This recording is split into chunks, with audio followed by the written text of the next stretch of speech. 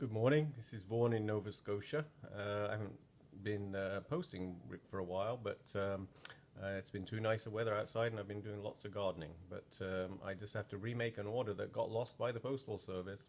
It was a set of plates that went down to New Jersey that never arrived. So I've just remade the whole order for the lady. So I thought I would video myself doing the little etching that I do on the outside edge. Just you've seen the stencil removing technique in a previous video, so this is a little trimming that I do. There's my cat, of course, right behind me. There you go. This is the plate I'm working on. Let's see if I can get the reflection to not be quite as strong. So I'm using a Sgraffito tool that is actually, if I can read I think this says WS USA. It's a Kemper tool, WS. If anybody, it's got a little loop. You can see it. It's like a little loop on there. So I'm doing this little etching. See if I can make you still. So I can take it a bit closer. And then it's what I call herringbone, and it actually just takes out a little groove of the black slip, which is over the top of the white slip. You've seen the technique before where I use the paper masking to actually get the layers. So on the edge here, I painted black over the top of the white, just with a Japanese paintbrush. And I let it sit for an hour. So the clay is still a little soft. It's just about leather hard, so as you see the little trimming bit doesn't stick. It actually lifts out.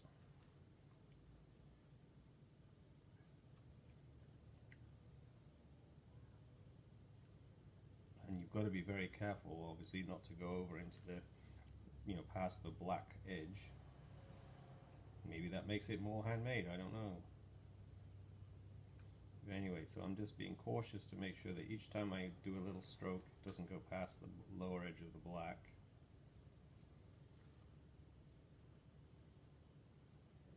I think most of my videos put you guys to sleep, but it's just nice to see little delicate kind of things that you can do to a piece after you finish something.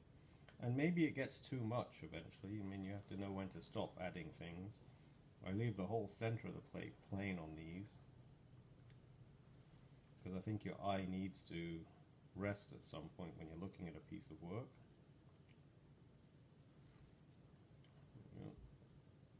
I'm recording this on June 15th, so we finally got warm in Nova Scotia, so mid-20s centigrade anyway, so we've been in the teens for a week, 2 weeks basically, just not getting warm at all. So plants like basil and tomato plants have not been happy at all.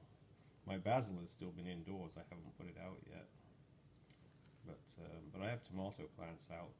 They're not happy, but today they'll start to feel good and they'll probably grow really fast. I'll do a video outside at some point showing all the planters and the beds that I've been putting together for planting. Pottery is one of those things we're working with the earth, and so I think gardening often is a nice companion hobby for a potter. Robin Hopper had beautiful gardens around his place.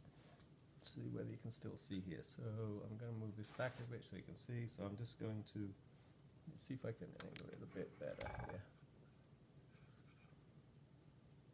Actually, it might be better if I do it over here, maybe. It's a bit difficult to do it here, but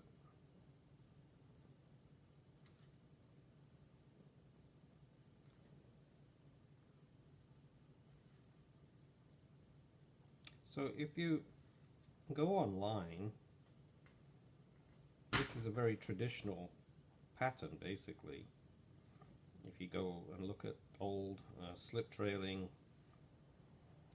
sort of patterns from the Middle Ages, you can look up potters like John Pollock's in England, or even Pennsylvania Dutch pottery, and you'll find a whole bunch of slip decorating type techniques and images.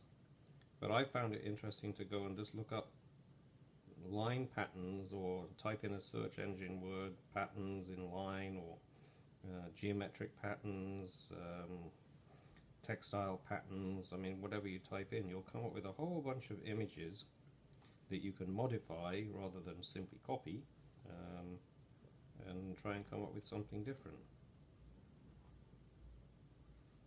But I've always called this little edge herringbone. I've also done it with sort of half circles inside each other.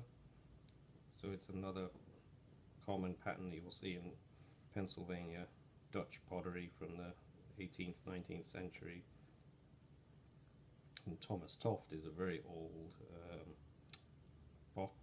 pottery from, I think it was like 1600s, I think.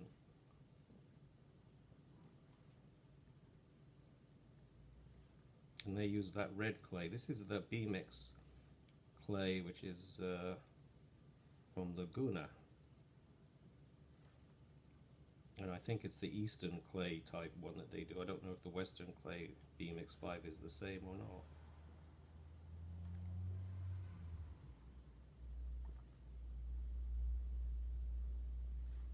So you're not applying a huge amount of pressure either, so you're simply just digging a tiny little bit of pressure on it to go down a touch. Because you don't want to create too deep a texture, otherwise food could get trapped in the actual pattern.